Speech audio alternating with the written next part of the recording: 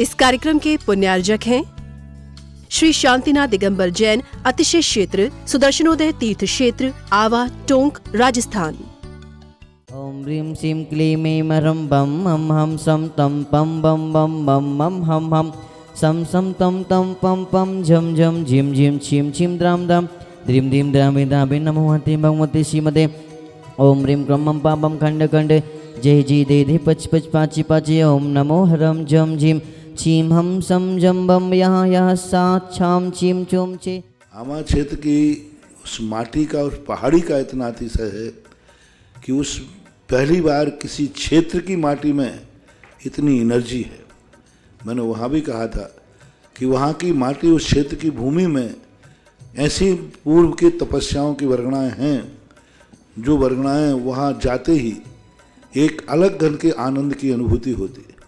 जितने दर्शनार्थी आमा क्षेत्र जाते हैं वो कहते हैं महाराज जी ना तो वहाँ का कोई इतिहास हमें पता है और ना ही वहाँ कोई ऐसी कोई ऐतिहासिक चीज़ है, लेकिन उस क्षेत्र पर जाते ही पता नहीं कि एक ऐसा आनंद आता है जैसे ये कोई प्राचीन काल का महान तीर्थ क्षेत्र हो। मुझे भी पहली बार जब गया तब उस पहाड़ी पर ऐसी ही अनुभूति हुई थी।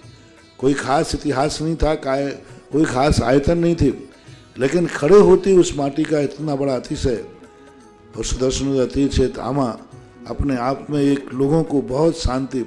देखो हम थे तब तो बात अलग है, आज हमारी अनुपस्थिति में भी लोग हम ये सोचें कि जनता हमारे कारण ही आई हुई। कई लोग कहते हैं आपके जाने के बाद फिर महाराज क्या होगा, तो मैं यही सोचता हूँ कि मेरे जाने के बाद भी तीर्थ क्षेत्र उसी अनुभूति और उसी स्थिति में चलता जाए तो मैं उस क्षेत्र को महाअतिशय क्षेत्र घोषित करता हूँ।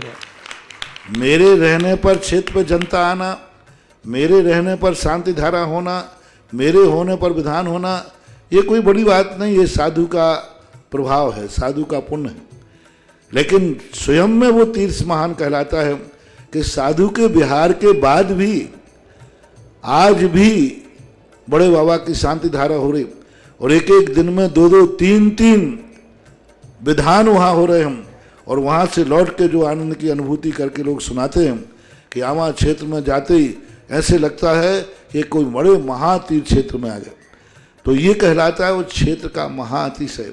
कुछ क्षेत्रों में होता है, जैसे अभी ज्ञानोदय तीर्थ क्षेत्र है, आज हमारी अनुपस्थिति में भी उस समय जो हुई, लोगों ने उस समय मेरे पे कहा कि महाराज जी ये सब जो आज देख रहे हैं ये सब आपकी माया है, जब तक आप हैं तभी तक ये सब जमघट हो रहा है। मैंने भगवान से पूछा कि भगवान सही सही बताओ क्या बात है, तो भगवान ने कहा मैं तेरी दम पे नहीं जी रहा हूँ। क्या बात है। मैंने कहा भक्त लोग ऐसा कह रहे हैं सब लोग, तो बोले तू जा फिर बाद में बताता हूँ मैं कि मेरा भी प्रभाव क्या है। आज कितने दिन हो गए मुझे ना आमा से आए हुए? आवा से 1 साल हो गया।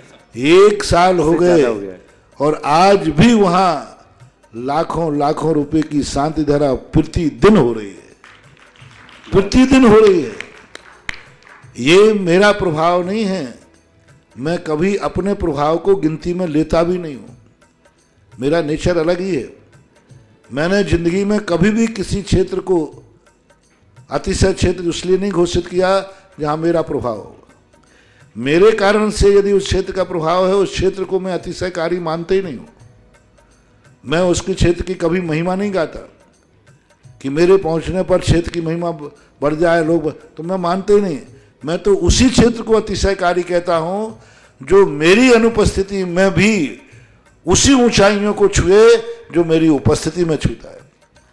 तो सुदर्शनोदय तीर्थ क्षेत्र को मैं वैसे ही महाअतिशयकारी घोषित करता हूँ, क्योंकि 1 साल के बाद भी आज भी वहाँ निरंतर, जहाँ लोग ये कहते थे महाराज इस आमा गांव में कौन आएगा दर्शन करने, तो बताओ आप लाखों रुपया बर्बाद कर रहे हो और इतना ज़्यादा पैसा लग रहा है और आमा वाले सब भाग रहे हैं बाहर, तो आमा वाले सब भाग जाएंगे, बाहर के लोग आएंगे नहीं, तो भगवान का अभिषेक कौन करेगा।